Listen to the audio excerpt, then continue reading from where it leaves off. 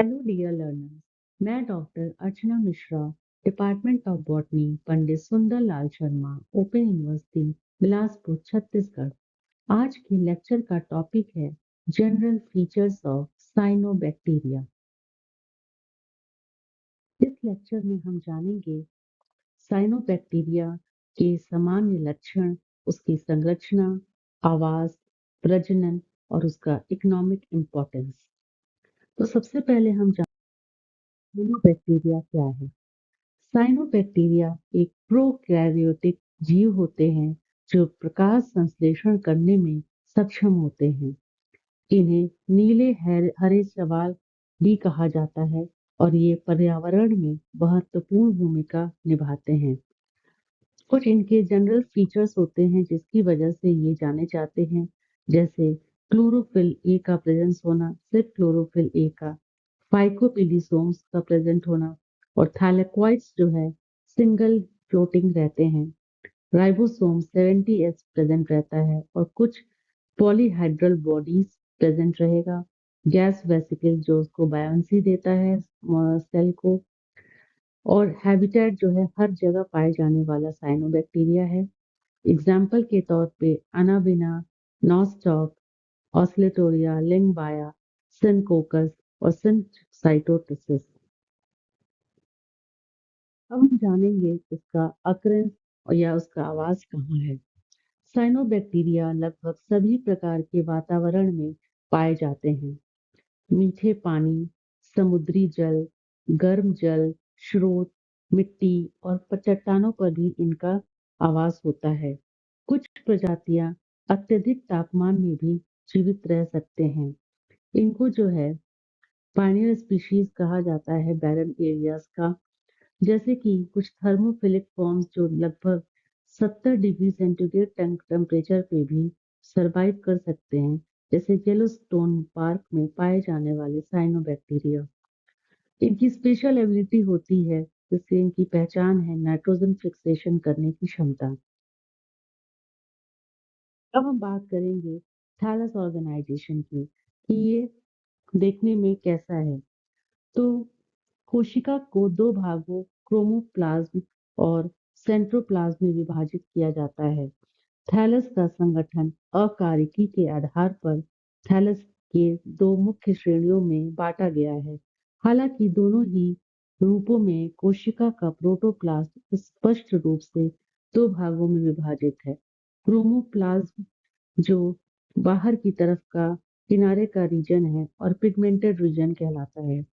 भीतर का सेंट्रोप्लाज्म जो केंद्र में उपस्थित है और कलरलेस या रंगहीन होता है। फिलामेंट के हिसाब से ये नॉन फिलामेंटस और फिलामेंट दो तरह के थैलस मुख्यतः होते हैं। नॉन फिलामेंटस की अगर बात करें तो यह मुख्य रूप से कोकॉइड रूप में होते हैं जिसका आकार गोलाकार, बेलनाकार या तर्क रूपी होता है। बार बार होने वाले कोशिका विभाजन के परिणाम स्वरूप एक कॉलोनी का निर्माण होता है जो अनेक कोशिकाओं से मिलकर बनी होती है और ठोस म्यूसिलेजिनियस शीट से भी घिरा रहता है। अगर फिलामेंटस की बात करें तो ये ऐसी स्थितियां होती हैं जिसमें कोशिकाओं की एक लंबी श्रृंखला है और ये कोशिका एक के ऊपर एक व्यवस्थित होकर एक लंबे ट्राइकोम का निर्माण करती है। ये कुछ थैलस हैं जैसे लियोप्टोसिस, नॉस्टॉक जो फिलामेंटस है और एक सेल दूसरे सेल के ऊपर प्रेजेंट है। ये एनाबिना है, ऑसिलेटोरिया, कुछ यूनिसेलुलर थैलस है, कुछ कॉलोनियल फॉर्म में और कुछ फिलामेंटस फॉर्म में। तो ये थैलस ऑर्गेनाइजेशन को दर्शाता हुआ कुछ चित्र है। अगर हम और रेंज की बात करें तो कई तरह के थैलस दिखते हैं, जैसे जो कुछ यूनिसेलुलर से लेके ब्रांच हेट्रोट्राइकस फॉर्म में हो सकते हैं। जैसे यूनिसेलुलर फॉर्म में कोरोकोकस एक्सेट्रा या यूनिसेलुलर पोलर थैलाई हो जिसमें डेफिनेट बेस और एपेक्स प्रेजेंट हो, जैसे डर्मोकार्पा। वैसे ही अगर मल्टी सेलुलर एक से अधिक सेल से और कॉलोनियल फॉर्म में हो तो उसका एग्जाम्पल है ग्लियोकिप्सा। अगर सिंपल अनब्रांच्ड शाखाएं नहीं हो और फिलामेंटस फॉर्म हो जिसमें हेट्रोसिस्ट भी नहीं है और अकाइनेट्स भी प्रेजेंट नहीं है तो सिंपल अशाखित और तंतुमय बिना हेट्रोसिस्ट और अकाइनेट्स के जैसे ऑसिलेटोरिया और स्पाइरुलम। अगर शाखा नहीं है लेकिन हेट्रोसिस्ट प्रेजेंट है तो एग्जाम्पल है राइबुलेरिया। हेट्रोट्राइकस फिलामेंट अगर है लेकिन उसमें फॉल्स ब्रांचिंग है तो उसका एग्जाम्पल है प्लैक्टोनिमा। वहीं अगर हेट्रोट्राइकस फिलामेंट है लेकिन थ्रू ब्रांचिंग है तो इसका एग्जाम्पल है स्टाइगोनिमा। तो हम बात करेंगे सेल स्ट्रक्चर की कि साइनोबैक्टीरिया का सेल टिपिकल कैसा दिखता है। तो नीला हरित शैवाल की एक सामान्य कोशिका निम्नलिखित घटकों से मिलकर बनी है। आउटर सेलुलर कवरिंग बाहर की कवरिंग, साइटोप्लाज्म या न्यूक्लियोप्लाज्म और अंदर न्यूक्लिक मटेरियल या नाभिकीय पदार्थ। ये तीन घटक है जिससे मिलके बना होता है। तो हम सबसे पहले बात करेंगे आउटर सेलुलर कवरिंग या बाहर की लेयर। ये भी तीन लेयर से मिलके बना है। Mucilaginous layer, cell wall, innermost plasma membrane. तो सबसे पहले हम बात करेंगे म्यूसिलेजिनियस लेयर की। यह कोशिका भित्ति को ढकने वाले सबसे बाहरी परत है। कुछ मामलों में म्यूसिलेजिनियस परत बहुत स्पष्ट होती है और एक श्लेष्मी आवरण बनाती है, लेकिन दूसरों में यह अस्पष्ट हो सकती है। यह कोशिका को पर्यावरण के हानिकारक कारकों से बचाती है। नेक्स्ट है सेल वॉल। ये जस्ट श्लेष्मी परत के ठीक नीचे कोशिका भित्ति मौजूद होती है जो 2 से 3 परतों वाली होती है और ये पॉलीसैकेराइड्स और म्यूकोपेप्टाइड्स से मिलकर बना हुआ है। सबसे नीचे की तरफ है inner most plasma membrane, plasma झिल्ली, जो चयनात्मक रूप से पारगम्य या सेलेक्टिवली परमिएबल होती है। जीवित झिल्ली होती है जो कोशिका द्रव्य को घेरे रहती है और इसकी प्रकृति लिपोप्रोटीन युक्त होती है। नेक्स्ट कंपोनेंट है साइटोप्लाज्म, जो प्लाज्मा झिल्ली से घिरी हुई होती है। तो साइटोप्लाज्म में ढेर सारे वर्णक पाए जाते हैं जैसे क्लोरोफिल ए, फाइकोसाइनिन और फाइकोएरिथ्रिन। ये वर्णक प्रकाश संश्लेषण में महत्वपूर्ण भूमिका निभाते हैं। साइटोप्लाज्म के बाहरी हिस्सा में लैमेली होते हैं जिसे पिगमेंट कहते हैं। साइनोबैक्टीरिया के पिगमेंटेशन में क्लोरोफिल ए, नीले और लाल फाइकोबिलीन जैसे फाइकोएरिथ्रिन, फाइकोसाइनिन, एलोफाइकोसाइनिन और फाइकोएरिथ्रोसाइनिन, कैरोटीनाइड्स और ज़ैंथोफिल प्रेजेंट रहते हैं।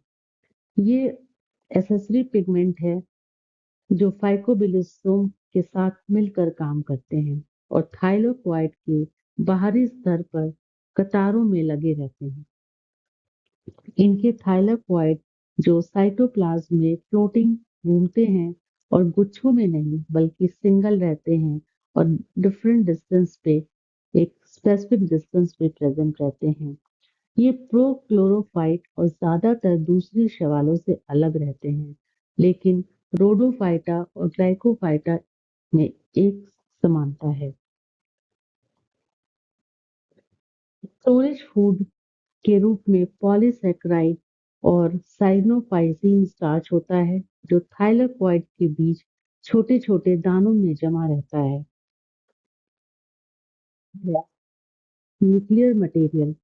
न्यूक्लियोप्लाज्म या डीएनए वाला क्षेत्र कोशिका के केंद्र में स्थित होता है और इसकी संरचना रेशेदार होती है। इसमें कोई नाभिकीय सीमा या केंद्रक नहीं होती है, इसलिए ये बैक्टीरिया के हिसाब से प्रोकैरियोटिक सेल को दर्शाता है।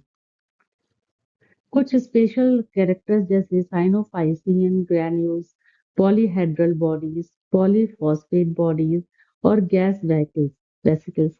ये कुछ ऐसे कंपोनेंट्स हैं जो साइनोबैक्टीरिया को दूसरे सेल से अलग करते हैं, बैक्टीरियल सेल से अलग करते हैं। तो हम सबसे पहले बात करेंगे साइनोफाइसिनियन ग्रैन्यूल्स से, जिन्हें संरचनात्मक कण भी कहा जाता है और आकार में अनियमित एवं बहुफलकीय होते हैं, और ये प्रोटीन को पॉलीपेप्टाइड के रूप में जमा करते हैं। नेक्स्ट है पॉलीहेड्रल बॉडीज, जिसके एंगुलर शेप होता है और कोणीय होते हैं और आमतौर पर कोशिका के केंद्रीय भाग में डीएनए से जुड़े होते हैं। इन्हें कार्बोक्सिसोम भी कहा जाता है, जो कार्बन डाइऑक्साइड को स्थिर करने एंजाइम राइबोलोज 1,5 डाइफॉस्फेट को जमा करते हैं। नेक्स्ट है पॉलीफॉस्फेट बॉडी, जिन्हें वॉल्यूटीन कण भी कहा जाता है। छोटी गोलाकार संरचना होती है जो कोशिका के केंद्र के पास स्थित होती है। ये फॉस्फेट को जमा करते हैं और उन परिपक्व कोशिकाओं में प्रचुर मात्रा में पाए जाते हैं जो उच्च फॉस्फेट सामग्री वाले माध्यम से विकसित होते हैं। नेक्स्ट कंपोनेंट है गैस वेसिकल्स। गैस वेसिकल जो है छोटी नलिकाकार संरचनाएं होती हैं जो विशेष रूप से प्रोटीन की पसलियों या सर्पिलों से बनी होती हैं।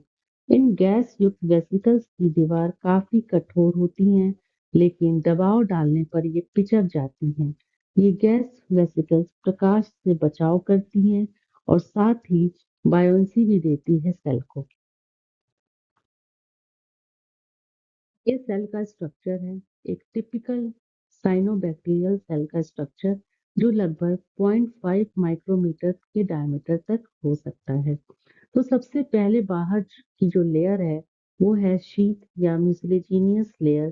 तो सबसे बाहर इसको पर्यावरण के विशेष रूप से इसको सुरक्षित रखती है। फिर हम देख सकते हैं जो गैस वेसिकल, जो एक पतली कॉलम नुमा स्ट्रक्चर है, ये इसको बायोन्सी देती है। उसके अलावा थाइलाकॉइड्स हम देख सकते हैं कि ये बाहर की तरफ सिंगल फॉर्म में फ्लोट करती हुई नजर आ रही है। अंदर की तरफ डीएनए है और अंदर वाला पार्ट जो है वो सेंट्रोप्लाज्म जो रंगहीन है, और बाहर की तरफ जो है क्रोमोप्लाज्म जो कलरफुल है, पिगमेंट लिए हुए होता है। अंदर की तरफ राइबोसोम्स है और म्यूसिलेजिनियस शीट के भीतर सेल वॉल और सेल जो 2 से 3 लेयर का दिख रहा है, और उसके अंदर जो है प्लाज्मा मेम्ब्रेन प्रेजेंट होता है। ये न्यूक्लियस कोई बाउंड्री नहीं है और जेनेटिक मटेरियल फ्री फ्लोट केंद्रक की अनुपस्थिति में फ्री फ्लोट घूम रहा है साइटोप्लाज्म में। ये साइनोफाइसियन मॉलिक्यूल। अब हम बात करेंगे न्यूट्रिशन और मेटाबॉलिज्म की। क्योंकि इसमें जो है पिगमेंट होते हैं जो प्रकाश संश्लेषण द्वारा ऊर्जा प्राप्त करते हैं, इसलिए ये स्वपोषी कोशिका है।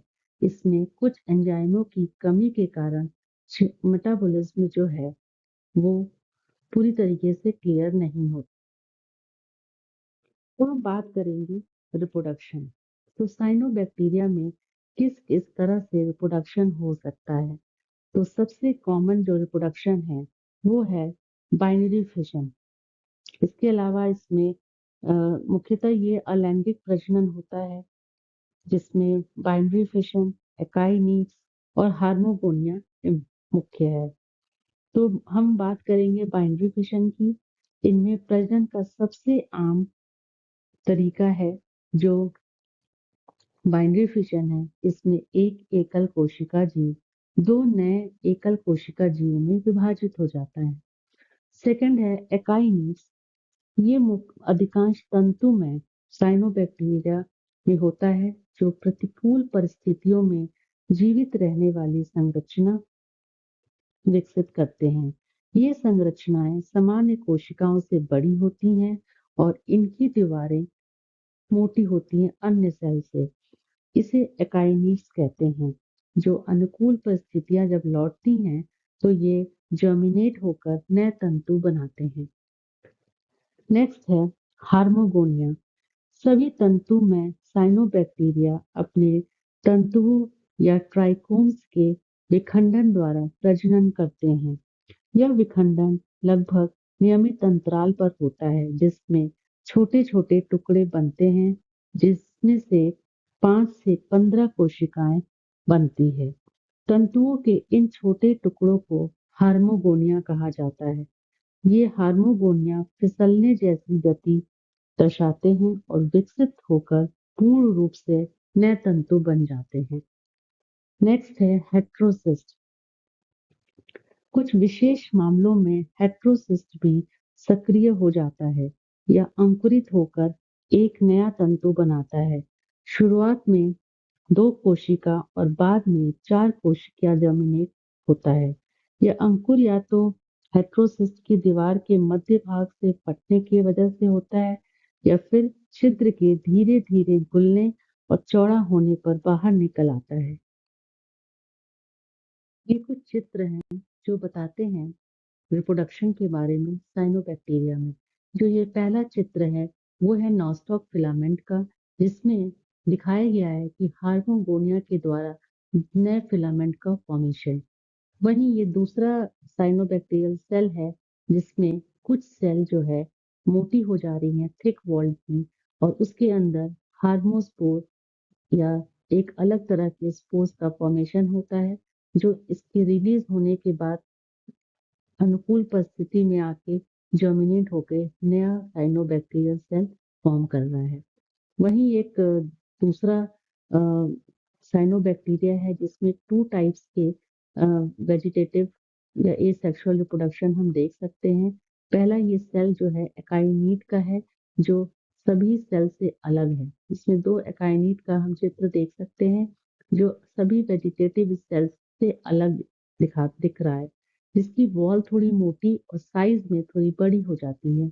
ये ये स्पेशल स्ट्रक्चर एकाइनीड कहलाता है और फेवरेबल कंडीशन में ये एकाइनीड जो है इस मदर फिलामेंट से अलग होकर नया फिलामेंट फॉर्म करता है। वहीं एक हेट्रोसिस्ट भी कभी कभी परिस्थितियां अनुकूल होने पे ये अलग होकर नया फिलामेंट प्रोड्यूस करता है। ये बाइनरी फिशन को शो करने वाला चित्र है, जिसमें हम देखते हैं कि एक बैक्टीरिया का न्यूक्लियस जेनेटिक मटेरियल 2 पार्ट में डिवाइड होता है और उसके बीच में सेल वॉल फॉर्म होता है और 2 नए सेल डॉटर सेल फॉर्म हो गया। दूसरा साइनोबैक्टीरिया जो बडिंग द्वारा भी नए सेल का फॉर्मेशन करते हैं। सबसे कॉमन जो मोड है वो है फ्रेगमेंटेशन, जिसमें एक फिलामेंट छोटे छोटे पीसेस में बंटकर नए फिलामेंट्स फॉर्म करता है। अब हम जानेंगे साइनोबैक्टीरिया का इम्पोर्टेंस, क्या क्या महत्व है। तो साइनोबैक्टीरिया जैसे हम ये देख सकते हैं इस चित्र में, ये फूड सप्लीमेंट के फॉर्म में, एनर्जी के फॉर्म में, बायो रिमेडिएशन, पॉल्यूशन को कंट्रोल बायोलॉजिकली कंट्रोल करने में, फर्टिलाइजर उपलब्ध कराने में, वो भी बायो फर्टिलाइजर, बायोलॉजिकली फर्टिलाइजर उपलब्ध कराने में, मेडिसिन बनाने में, या पर्यावरण में कार्बन फिक्सेशन के लिए, इन सब में इस साइनोबैक्टीरिया का योगदान है। अगर हम डिटेल की बात करें तो पहला उपयोग है ऑक्सीजन प्रोडक्शन में। ये प्रकाश संश्लेषण द्वारा वायुमंडल में ऑक्सीजन छोड़ते हैं। पृथ्वी के शुरुआती वायुमंडल को ऑक्सीकृत करने में इनका बहुत बड़ा योगदान था। दूसरा nitrogen fixation. Cyanobacteria atmospheric nitrogen को अमोनिया में बदलकर मिट्टी को उर्वरता बढ़ाते हैं, जो पौधों के लिए महत्वपूर्ण पोषक तत्व हैं, और इसीलिए ये साइनो बैक्टीरिया बायो फर्टिलाइजर के रूप में भी काम करते हैं। एनाबिना और नॉस्टॉक जैसी प्रजातियों का उपयोग धान के खेतों में जैव उर्वरक के रूप में किया जाता है। इकोलॉजिकल बैलेंस करने में, जैसे ये फूड चेन में प्राथमिक उत्पादक होते हैं, जो मछलियों के लिए भोजन का स्रोत बनते हैं। बायो रेडिएशन की ये बात करें तो ये खराब भूमि की मृदा संरचना और जल धारण क्षमता को सुधारने में उद्योग मदद करते हैं। इंडस्ट्रियल और हेल्थ बेनिफिट की बात करें अगर, तो स्पाइरुलिना जैसे साइनोबैक्टीरिया का उपयोग प्रोटीन युक्त खाद्य पूरक के रूप में किया जाता है। साथ ही इसका उपयोग बायोफ्यूल्स और बायोप्लास्टिक बनाने के लिए भी किया जा रहा है। कुछ साइनोबैक्टीरिया जैसे माइक्रोसिस्टिस गर्म पानी में अत्यधिक वृद्धि कर सकते हैं, जिसे एल्गल ब्लूम्स भी कहा जाता है, जिससे पानी में विषाक्त पदार्थ फैल जाते हैं और जल गुणवत्ता खराब हो जाती है। तो कुछ बेनिफिट्स है तो कुछ एल्गी साइनोबैक्टीरिया के नेगेटिव इम्पैक्ट भी। तो हम बात करेंगे जीनस ऑसिलेटोरिया के बारे में।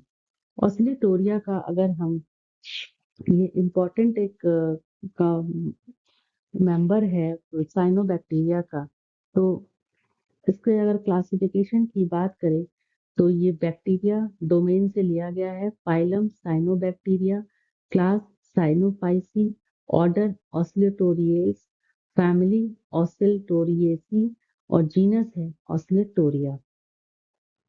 ऑसिलेटोरिया जो है एक तंतुमय साइनोबैक्टीरिया है जो अपनी विशेष दोलन गति के लिए जाना जाता है और सामान्यतः जल में पाया जाता है।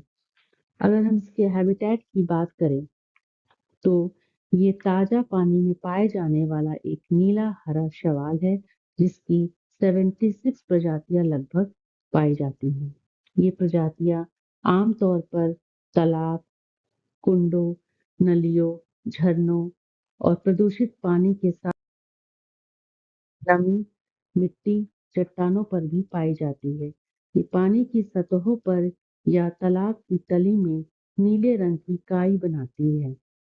ऑसिलेटोरिया प्रिंसेप्स एक मेंबर है जो समुद्री पानी और जमीन के ऊपर वाले आवासों में भी उगता है।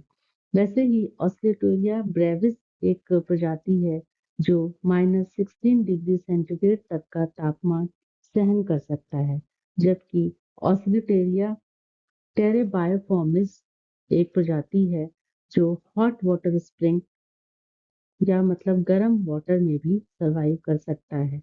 इसको थर्मल एल्गी भी कहा जाता है। इसके अलावा कुछ साइनोबैक्टीरिया सेप्रोफिटिक स्पीशीज भी होते हैं जो जानवरों के पाचन और श्वसन तंत्र में भी पाई जाती हैं। ये ऑस्लेटोरिया का सेल का स्ट्रक्चर है जिसमें हम देख सकते हैं ये फिलामेंटस फॉर्म और एक सेल दूसरे सेल के ऊपर अरेंज है और ट्राइकोम्स का फॉर्मेशन करता है। यह अशाखित तंतु में शैवाल है। तंतु जुड़े हुए या स्वतंत्र रूप से तैरते हुए हो सकते हैं। यह एकल रूप से मुश्किल से पाया जाता है। अधिकांश प्रजातियों में ये सघन, गुच्छेदार, द्रव्यमान और स्पंजी चादर बनाते हैं। तंतु आपस में गुथे हुए या समानांतर पंक्तियों में व्यवस्थित हो सकते हैं। तंतु एक पंक्ति में होते हैं जिनमें से प्रत्येक में एक त्रिकोण होता है। जैसे हम ऊपर की तरफ देख सकते हैं ये वाला पार्ट। त्रिकोण आमतौर पर नग्न होते हैं और इनमें एक पतली कम विकसित आवरण होती है। ये आमतौर पर चिकने होते हैं लेकिन कभी कभी अनुप्रस्थ दीवारों पर भी संकुचित होते हैं। प्रत्येक त्रिकोण एक अशाखित, लंबा, चपटा, धागे जैसा ढांचा होता है जो कई कोशिकाओं से बना होता है। इसमें जो ये सेपरेशन डिस्क है, यहाँ से अलग होकर नए फ्रेगमेंट्स बनते हैं और फ्रेगमेंटेशन के द्वारा नए ऑसिलेटोरिया का फॉर्मेशन होता है। सबसे बाहर की तरफ सेल वॉल और अंदर की तरफ जो है सेंट्रोप्लाज्म जो रंगहीन है और बाहर की तरफ क्रोमोप्लाज्म जिसमें सारे पिगमेंट्स प्रेजेंट होता है। रिप्रोडक्शन की बात करें तो मुख्यतः दो तरह के रिप्रोडक्शन है, फ्रेगमेंटेशन के द्वारा और हार्मोगोनिया के द्वारा। फ्रेगमेंटेशन जिसमें छोटे-छोटे फिलामेंट्स टूट के और फ्रेगमेंट्स या पीसेस अलग होके नए ऑस्लेटोरिया फिलामेंट्स बनाते हैं। तो इस प्रक्रिया को बोलते हैं रिप्रोडक्शन बाय फ्रेगमेंटेशन। अगर ऑस्लेटोरिया में हार्मोगोज जो है ऊपर की तरफ अलग होके नया फिलामेंट्स बनाए तो वो हार्मोगोनिया के द्वारा प्रोडक्शन शो करता है। चूंकि ऑस्लेटोरिया अपने मूवमेंट के लिए प्रसिद्ध है, दोलन गति के लिए, तो इसका जो ऑस्लेटोरिया है ऑसिलेटर जो झूलना नामक इस ट्राइकोम द्वारा दिखाया जाने वाला एक खास तरह की गति के कारण दिया गया है। इसका नाम भी इसके दोलन गति की वजह से ऑस्लेटोरिया रखा गया है। इसे ऑस्लेटोरी गति कहा जाता है, जो ट्राइकोम के ऊपरी हिस्से की झटकेदार पेंडुलम जैसी गतियां होती हैं। ऑस्लेटोरिया के ट्राइकोम द्वारा दिखाए जाने वाली कुछ अन्य गति इस प्रकार है। एक मूवमेंट जो है दोलन गति और एक ग्लाइडिंग मूवमेंट। दो तरह की मूवमेंट होती हैं, ग्लाइडिंग या क्रीपिंग मूवमेंट। ये ग्लाइडिंग मूवमेंट है और ये क्रीपिंग मूवमेंट को शो करता है। अब हम बात करेंगे कि बैक्टीरिया और साइनोबैक्टीरिया में क्या डिफरेंस है। तो हम बात सबसे पहले करें कि बैक्टीरिया जो है वो छोटे हैं, वहीं साइनोबैक्टीरिया के सेल्स जो है आकार में बैक्टीरिया से बड़े होते हैं। बैक्टीरिया में सेल वॉल 1 से 2 लेयर की होती है, वहीं साइनोबैक्टीरिया में 4 लेयर की सेल वॉल होती है। बैक्टीरिया में फ्लैजिला प्रेजेंट होता है, पर साइनोबैक्टीरिया में कोई फ्लैजिला नहीं है। बैक्टीरिया जो है ऑटोट्रॉफिक और हेट्रोट्रॉफिक दोनों होते हैं। ज्यादातर वो हेट्रोट्रॉफिक होते हैं या कीमो ऑटोट्रॉफिक होते हैं, पर साइनोबैक्टीरिया मोस्टली ऑटोट्रॉफिक और वो भी फोटो ऑटोट्रॉफिक होते हैं। ऑटोट्रॉफिक बैक्टीरिया जो है क्लोरोफिल प्रेजेंट रहता है, वहीं साइनोबैक्टीरिया में क्लोरोफिल ए और यूकैरियोट ऑटोट्रॉफ्स प्रेजेंट रहता है। बैक्टीरिया में फोटोसिंथेसिस जो है एनॉक्सीजेनिक होता है, मतलब कि फोटोसिंथेसिस में ऑक्सीजन नहीं निकलता है। वहीं साइनोबैक्टीरिया में फोटोसिंथेसिस ऑक्सीजेनिक होता है, ऑक्सीजन रिलीज करते हैं। बैक्टीरिया जो है एरोबिक और एनारोबिक दोनों टाइप्स के हो सकते हैं, वहीं साइनोबैक्टीरिया केवल एरोबिक होते हैं। बैक्टीरिया का रिजर्व फूड ग्लाइकोजन है और साइनोबैक्टीरिया का रिजर्व फूड साइनोफाइसियन स्टार्च है। ये कुछ रेफरेंसेस है जिससे इस स्लाइड के चित्र और सामग्री ली गई है, और आगे के अध्ययन के लिए भी इन रेफरेंसेस का इस्तेमाल कर सकते हैं आप। Thank you very much.